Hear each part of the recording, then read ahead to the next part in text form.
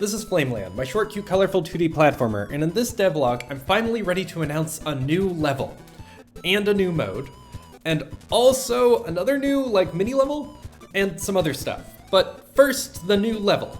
This is Funland, an amusement park / toy level. The gimmicks this time were speed boosters and elevator platforms, and these Ferris wheels, but I made them more of a minor side gimmick for some bonuses. The level-specific enemies are griffins, sirens, and fairies. I'm not going to get too into my level-making philosophy this time because I already did that when I introduced the Wasteland, but I want to talk about the sirens in particular because they were tricky to introduce. They pull you slowly toward them with their siren songs, so to introduce them I actually used the speed boosters. See, this speed booster will fling you forward toward a siren. Hopefully these coins will entice you onto it. But as you approach the siren, and as the siren song starts to take effect, the siren will actually guide you onto a second speed booster which will boost you away to safety. And as a bonus, this setup also introduces the speed boosters. And in general, I'm really happy with this first room because it's so different from many of my other first rooms. Almost all my first rooms start very narrow and then expand. The narrow part both ensures that the players will encounter certain obstacles and enemies, and it also makes it feel a little claustrophobic so that when the level expands, there's a real sense of freedom. And early on, I separate the doors to future rooms vertically so that your path through an open area in a level will determine what rooms you see further in on that level. So this time I opened with an expanse, an area that you could explore vertically, and then narrowed it. And the doors to the future rooms are horizontally next to each other in this narrow corridor. So you can take the roller coaster path, the circus path, or the arcade path. This is admittedly, in isolation, probably a worse way to open a level, but I think it feels good in this game because it's so different from the way the other levels open. But alright, enough of that. Why did this level take so long? Well, pretty much every step to figuring out how this level should act was difficult. I mean, the theme was easy. I knew I wanted to do an amusement park at some point, and I realized early on that would tie really into toys and arcades and piers and other things. I'm always trying to combine as many themes as possible, so when I thought of a desert level, I thought of both the Western Desert and the Egyptian Desert, and also the moon, which was desert-like. And then I combined that with a factory theme. And so this time I was thinking about the toy levels in Mario, and also the amusement park level for Mario Sunshine, and the carnival from Banjo-Tooie, and Casinopolis. So theme, easy. There were so many themes I wanted to do that all kind of had this idea of fun, toys, entertainment more generally, and I knew I wanted to begin with an amusement park, but I couldn't figure out the color palette. I wanted a bright blue sky, but the red and yellow of the circus tents I was making was really clashing with that vision. And then I came across this clip art, and well, I stole that idea. I mean, I used my own colors, but it hadn't occurred to me that the reds of my circus tents could be pink, that the opening room that set the tone could have a pastel kind of feel. Then I was unsure what the gimmicks would be or how they would work. I made speed boosters, but then had to figure out how I wanted to program them. If you fling the player forward too fast, they won't be able to dodge enemies effectively, and this level was always intended to be a first level, so it needs to be easy. If too slow, then the effect isn't noticeable, and if the effect dies off too suddenly, it feels jarring. I finally just started building, and in making the arcade, I came across what became a key idea in the level. Speed boosters going in the wrong direction can be a low consequence obstacle, and then once I had a room to test them in, it was a lot easier to fine-tune the variables to make it feel just right. I made elevator platforms, copying from Super Mario Bros., but it wasn't immediately obvious to me how to use them. It wasn't until I tried designing a more narrow room with them that I got to see how they could act as an obstacle for horizontal movement. I'm particularly proud of the knights on this one. It's an idea that feels at once novel and obvious to me. Like, I didn't immediately think of it, but when I did, it was like, well, of course I'll do that. That's exactly the combination this game would do, and those always feel like the best ideas. And some of the enemies were tricky too, like the fairy movement pattern was pretty easy and pretty basic to program, but then what should they look like? I worried for a while that this design looked too much like the mermaids and the ghost girls from previous levels, but then none of my other designs really seemed to pan out. I debated throwing out the idea of fairies entirely and reconceiving this movement pattern as a different enemy instead, but I think you need fairies in a game that's basically about fairy tales. They grew on me, I like them in the end, and I hope the hair pattern makes them look different enough from the mermaids.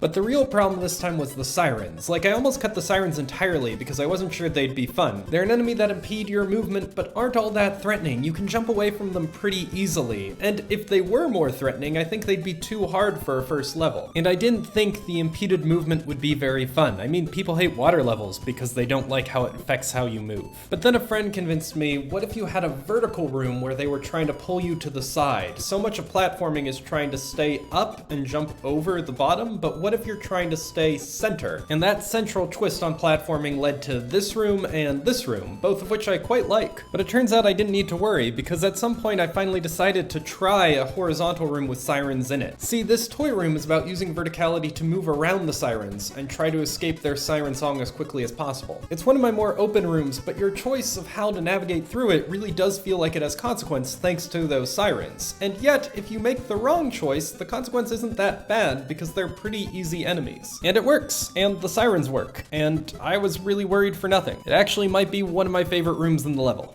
But those are all the success stories. There's a lot on the cutting room floor this time. Like, I made these arrows to represent DK barrels, basically, and I tried loop-de-loops, and I tried to make these wizard enemies, and I tried to make bouncing balls. But the DK barrels and the loop-de-loops, which I had to script the loop-de-loops, they weren't like Sonic, they didn't feel at home in Flameland, which is all about freedom of movement. And the bouncing balls I thought would be really cool, like they could be keys, and they would be really at home in like a mini golf course or a pinball machine where you had to bounce the ball into a particular place, but they just weren't fun to manipulate. And I didn't have a clear idea for the wizard enemy. I thought he might be like Spike from Mario Bros. But rolling spike balls seemed too easy to dodge, and bouncing spike balls just resembled the Griffin movement too much. Maybe I should have tested him out a bit more, and I probably could have had a success with him, but I already had 3 enemies, and I didn't want to have 4 level-specific enemies. Basically, I spent several months on this level not quite sure where it was going, until I had the arcade done and the circus tent done, and I liked both those rooms, and those were giving me ideas about how to use the obstacles and enemies. In previous levels, I've come to the level with ideas about how I want the obstacles and enemies to interact, but there was a lot more discovery this time around. And then the level was done, well, almost, because now when I make a level, I have to add it to the world map screen, and that means I have to make a little sprite for it, and a transition from the world map screen for it. That's step 1, so that I can playtest the level in a final build of the game. But that world map screen is just the level select for practice. Now I need to add it into an actual run of the game, where you go from level to beat the final boss. See, Flameland is a game where you go through 3 levels and a bonus minigame level and a bonus ring level, and then finally get to the castle. But each step along the way, you get to pick your path. So I have to add it to this pick your path screen, and the transitions from this pick your path screen are more complicated. But the most time-consuming part of finishing a level is that I have to add it to the final level, the castle level, because the castle level changes based on which choices you made through the game. So the first room in the castle is based on your choice of level 1 and level 2, and the 4th room in the castle is based on your choice of level 1 and level 3. So those were the rooms I had to worry about.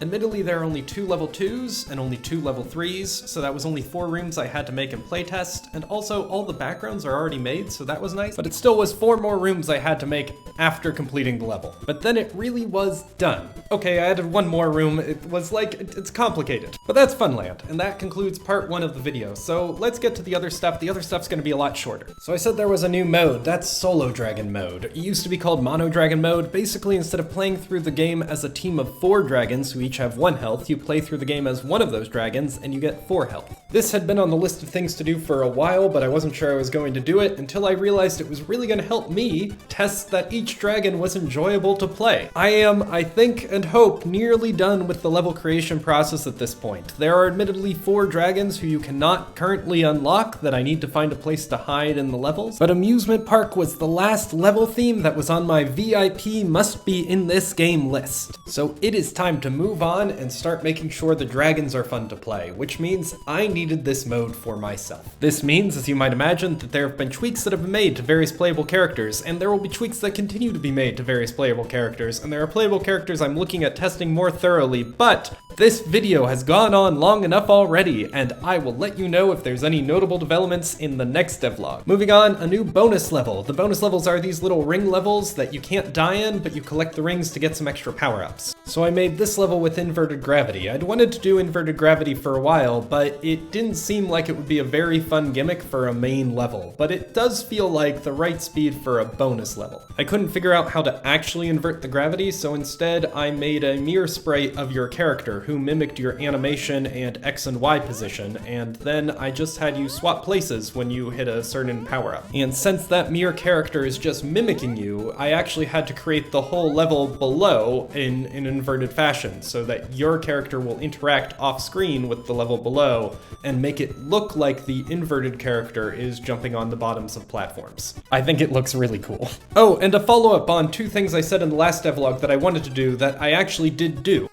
I said I wanted a progress bar to show how far you were in the game, like Super Smash Bros. Has in Classic Mode, and I made this. And I said I might want to make the castle a bit longer with an extra room that might reflect your choice of ring level, and I've done that. Now, the gravity one has some sound effect glitches because there are 2 enemies, one for you to kill, and one that's supposed to look like it's killed by your mere self, but I've programmed it badly and I probably will need to go back at some point and figure out how to make it so there's only 1 sound effect and not 2 explosions for the dying enemy. But these were 3 simple rooms to make that I'm really happy with, because I think it's neat that your choice of ring level is now reflected in the last level, and that it adds a little bit of length to the last level to make it feel like a more complete level.